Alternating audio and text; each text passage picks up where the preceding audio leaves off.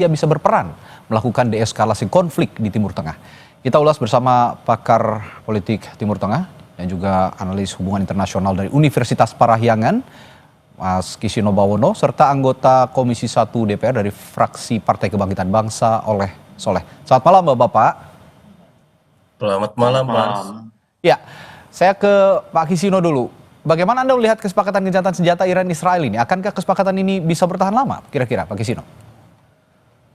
Oke, saya masih melihat ini akan berlangsung gitu ya Mas, walaupun terlepas masih ada serangan, baik dari Israel maupun dari Iran.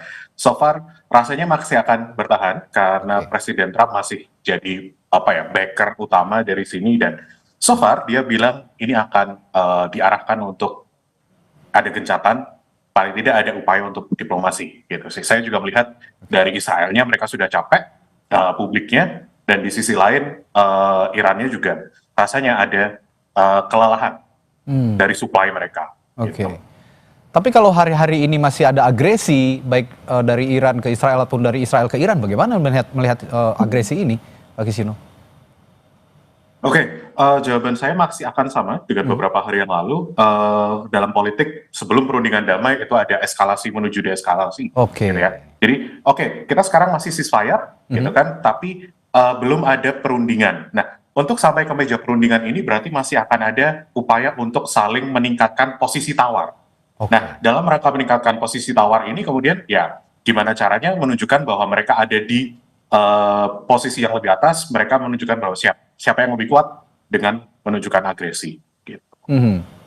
Oke, dari sisi Amerika, kita lihat point of view-nya dari sisi Amerika dan Israel. Nah, selama ini kan mereka, kedua negara ini melihat nuklir Iran sebagai ancaman, sebagai threat di kawasan Timur Tengah. Nah, setelah situs nuklir Iran dibom Amerika, ada 3 situs nuklir Iran yang penting kemarin dibom oleh Amerika Serikat, begitu ya, di Fordow, di Isfahan, dan juga Natanz. Akankah kawasan Timur Tengah bisa lebih damai?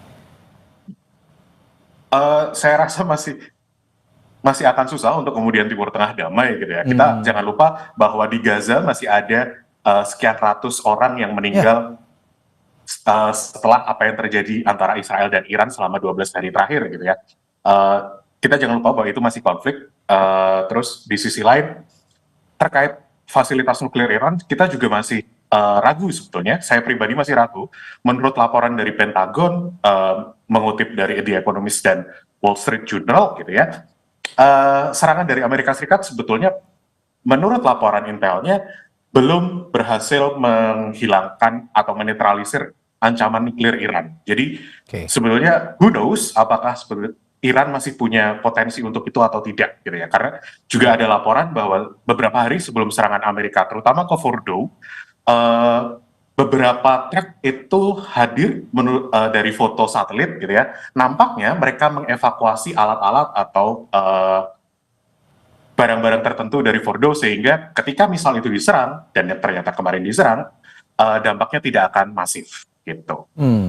Oke, saya ke Pak Oleh. Pak Oleh, kalau ke depannya melihat konflik yang saat ini katanya sedang ceasefire, sedang gencatan senjata, tapi percikan-percikan di masa yang akan datang kita juga belum tahu seperti apa. Nah, kira-kira dalam situasi seperti ini, apa rekomendasi DPR untuk memperkuat mekanisme perlindungan di masa depan kepada pemerintah Indonesia? Apa yang akan direkomendasikan? Tentu dalam rangka bagaimana Indonesia yang berperan ikut mendamaikan perdamaian dunia, maka rekomendasi DPR adalah pertama, sesegera mungkin untuk penugasan kedutaan besar di Amerika yang hari ini statusnya masih PLT, belum definitif. Karena duta besar di Amerika ini sangat krusial sebagai alat komunikasi dan alat konsolidasi. Bagaimana juga kita di Amerika terus-terusan berkoordinasi dengan pemerintah Amerika. Nah, tentu ini juga semua juga sudah paham bahwa maker atau pemain daripada eskalasi perang ini adalah Amerika, di mana kita bisa melihat bahwa Amerika sendiri memiliki politik ganda gitu kan, politik ganda. Nah, oleh sebab itu, apapun konsepnya terkait perencanaan daripada gencatan senjata, intinya adalah ada di Amerika itu sendiri kalau saya melihat ya, di Amerika sendiri. Kalau misalkan Amerika mau untuk menghentikan peperangan, maka insya Allah Ta'ala ini juga perang akan berakhir. Namun demikian, kalau melihat eskalasi ini, Iran juga tidak akan bisa menerima begitu saja, karena ada ketersinggungan.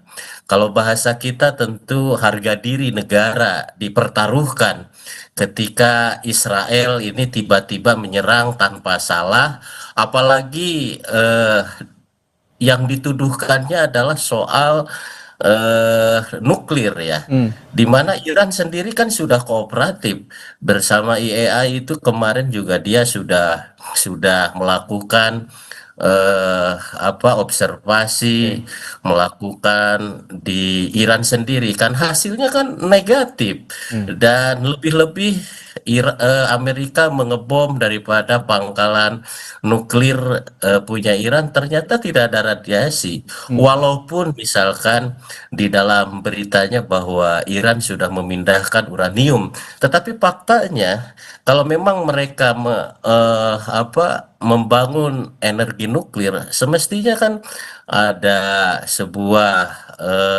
peralatan-peralatan yang Oke. mendukung terhadap pembangunan nuklir itu. Nah, saya secara pribadi, tuduhan bahwa Iran memiliki nuklir ini adalah sebuah sebuah kebohongan, Oke. sebagaimana yang terjadi ketika menuduh daripada Irak. Irak ya, pada saat Pernah itu ada terjadi senjata seperti pemusnah itu. massal katanya. Oleh sebab itu, iya. Ya. Nah, oleh sebab itu maka Iran pasti akan mempertahankan diri. Oke. Mempertahankan diri. Jikalau misalkan dia ingin melakukan gencatan senjata, pasti Iran akan melakukan prasyarat. Salah satunya, hentikanlah tuduhan kepada Iran Oke. untuk menuduh bahwa Iran ini Iya. tidak kooperatif dengan PBB dalam Baik. rangka soal energi nuklir. Yang kedua, eh, saya juga punya prasangka bahwa Iran mempersyaratkan, jikalau misalkan ingin gencatan senjata, hentikan juga eh gencatan senjata Israel terhadap Palestina, terhadap Oke. Gaza. Iya. Nah, ini juga politik gandanya Amerika juga tidak adil kalau kita melihat bahwasanya satu sisi kepada Iran pingin gencatan senjata, tetapi tidak menghentikan Israel Oke. genosida terhadap Gaza. Gaza, baik. Oleh sebab itu tentu eskalasi ini pasti panjang kalau menurut amatan saya. Maka oleh sebab itu tentu sekali lagi ini menjadi alarm bagi Indonesia. Baik, Pak Oleh. Tentunya melihat eskalasi ini efek dominan Ya. perang daripada Irak dan Iran ini. Oke, Pak Oleh, saya tertarik juga tadi Anda mengatakan bahwa ini pengaruh kekosongan Duta Besar Republik Indonesia yang berada di Amerika Serikat sedikit banyak berpengaruh terhadap upaya Indonesia mengedepankan deeskalasi konflik di Timur Tengah. Nah, berdasarkan pembicaraan ataupun dialog bersama pemerintah, bersama eksekutif, tentu saja Komisi 1 sering bersinggungan dengan pemerintah begitu.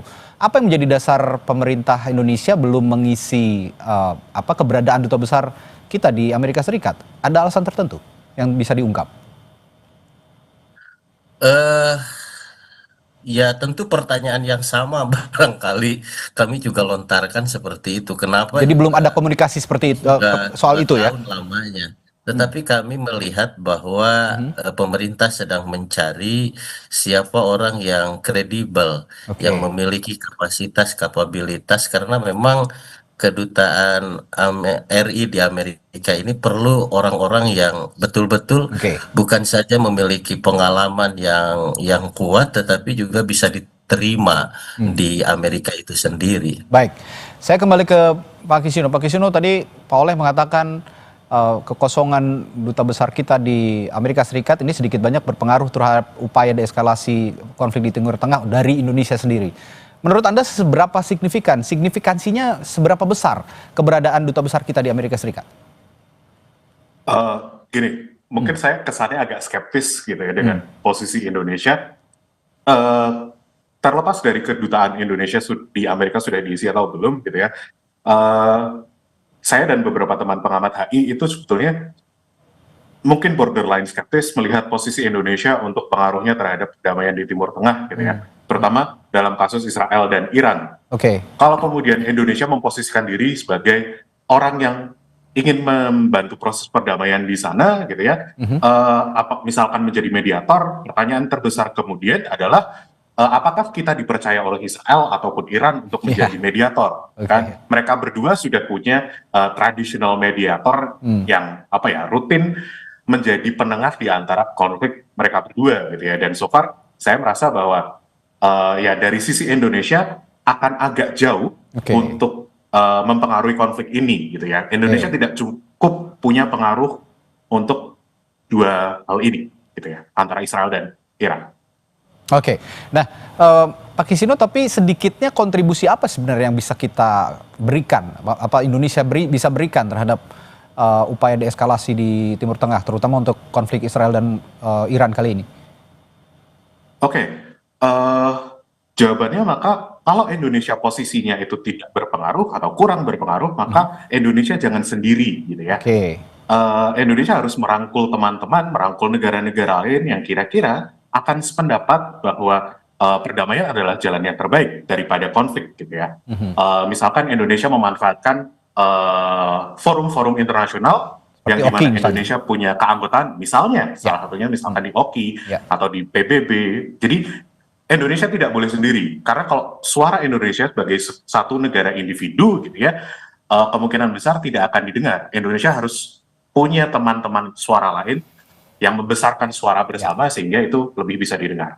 Oke, tadi juga Pak Oleh sudah menyinggung sedikit soal Palestina. Nah, dengan adanya gencatan senjata antar Iran dan Israel, bagaimana nasib Palestina kira-kira? Oke, sorry, ini ke saya juga. Ya, betul Pak Kisino. Oke, Palestina gimana? Menurut laporan dari Haaretz, itu koran lokal di Israel gitu ya, nama wartawannya kemudian yang saya kutip di sini adalah Ravid Trek. Dia melaporkan bahwa salah satu aide atau official terdekat dari Prime Minister Netanyahu ini punya rencana ke depan terkait Gaza akan seperti apa. Ya. Kalau ini dipercaya, koran lokal ini dipercaya, maka kemudian arahan dari Prime Minister Netanyahu itu adalah satu, Gaza kemungkinan akan diselesaikan, entah bagaimana caranya, negosiasi damai atau ceasefire, karena yang jelas pemerintahan Netanyahu masih harus memulangkan sekitar 50 orang, dengan 20 orang dari 50 itu yang menjadi tawanan mungkin masih hidup, 30 lainnya mungkin sudah meninggal gitu ya. Itu hutang dia ke publik domestiknya. Terus di sisi lain, katanya beliau juga berencana untuk melakukan normalisasi dengan beberapa negara. Salah satu yang kemudian dituliskan oleh Haaretz adalah Saudi Arabia.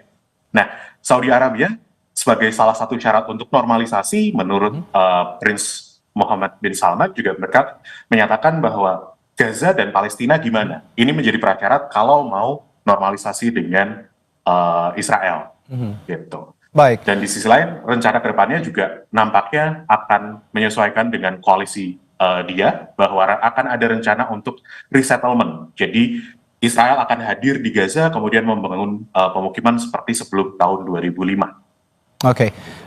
Saya kembali ke Pak Oleh dan kembali juga soal konflik Iran-Israel ini. Pak Oleh, kalau tadi sempat disinggung bahwa kita harus, kalau kata Pak Kisino, kita tidak boleh sendiri, harus juga dengan negara-negara lain dalam forum-forum internasional. Salah satunya mungkin juga di PBB atau OKI tadi sempat disinggung juga. Tapi kalau dari konteks parlemen, Anda sebagai anggota Komisi 1 DPR dalam mendorong pemerintah untuk mengambil langkah proaktif dalam diplomasi deeskalasi ini, misalnya melalui dialog antar parlemen atau dukungan di forum-forum internasional, bagaimana Pak Oleh? Saya sependapat ya bahwa memang posisi Indonesia ini daya tawarnya sangat kurang ya, terutama dengan Israel ya, di mana Indonesia yang selalu tidak sepakat dengan genosidanya Israel, dan bukan hanya kita juga tidak dianggap oleh Israel. PBB sendiri kan oleh Israel tidak dianggap sebenarnya. Di mana Sekjen PBB sudah mengeluarkan surat penangkapan Netanyahu, sampai saat ini juga tidak ada yang dilaksanakan. Oke. Sesungguhnya bukan hanya Indonesia saja yang tidak dianggap sebenarnya oleh Israel. PBB sendiri kan sudah tidak dianggap kan, Ya. seperti itu. Oke. Nah, namun demikian ya tentu seluruh elemen dunia ya harus bersatu, sepakat bahwasanya kalau misalkan kita harus punya teman, dalam hal lain kita harus berkoalisi, barangkali Ya. berkoalisi dengan negara lain. Nah, amatan saya, analisa saya, kita harus menggandeng dengan Cina. Oke. Kalau kemarin kita datang ke Rusia sebagai menunjukkan bahwa kepada dunia Indonesia ini non-blok gitu kan. Ketika ada undangan G7, Pak Prabowo dengan kecerdikannya malah hadir di Rusia. Oke. Itu sebagai message kepada dunia bahwa Indonesia ini negara non-blok. Oke. Nah, kenapa saya rekomendasikan dengan Cina? Karena Cina ini memiliki perdagangan yang cukup masif dan cukup luas. Prosentasenya ya di atas 60-70% terkait daripada Selat Hormuz itu sendiri. Oke. Jikalau Selat Hormuz ini ditutup, maka yang akan mendampak kerugian besar adalah Cina.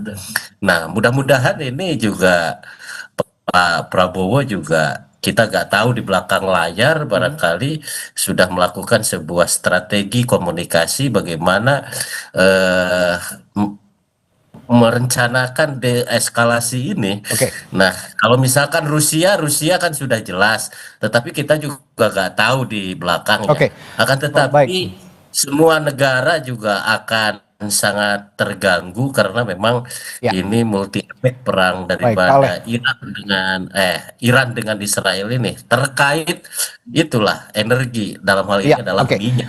Saya Oke. rasa ekonomi akan kacau balau jikalau peperangan Israel-Iran ini terus menerus. Saya Oke. rasa di belakang layar saya yakin ini mereka juga sudah berdiskusi mencari formulasi terbaik. Baik, Pak Oleh. Pak Oleh, terakhir singkat saja, hari-hari ini juga kita sedang berupaya memulangkan warga negara kita di Iran begitu ya, melalui berbagai kanal, berbagai cara. Dan hari ini di gelombang pertama, hari-hari ini ada 97 WNI yang diupayakan oleh Kementerian Luar Negeri juga untuk bisa dipulangkan ke Indonesia. Sedikit saja evaluasi untuk pemerintah Indonesia menangani krisis, terutama untuk evakuasi WNI dan perlindungan WNI dalam konflik Iran-Israel ini. Bagaimana sejauh ini menurut Anda? Tentu ya DPR mengapresiasi ya kepada Pak Presiden melalui Kementerian Luar Negeri yang hari ini sudah mulai ada pemulangan yang sudah tiba di Indonesia. Namun demikian, ini informasinya bahwasanya banyak warga negara Indonesia yang di Iran yang tidak mau pulang. Mereka menganggap seolah-olah aman gitu kan. Padahal kita ini perang ini belum, timelinenya juga Ya. sampai kapan.